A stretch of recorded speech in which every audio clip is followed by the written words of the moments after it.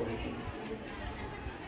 আজকে এখানে মেয়েরা এই কয়েকদিন পরেই হাই মাদ্রাসা পরীক্ষা দেবে।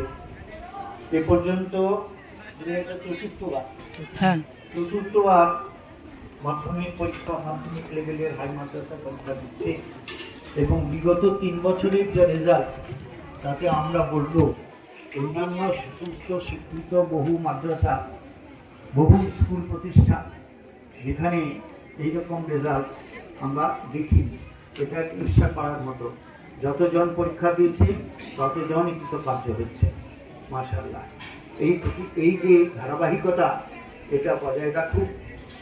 এবছর যারা হাই মাদ্রাসা পরীক্ষা দেবে তাদের কাছে, তাদের জন্য আমার এই দোয়া যে তোমরাও আগেকার এই ধারাবাহিক এটা চালিয়ে যাবে, পরিপূরক হিসেবে তোমরা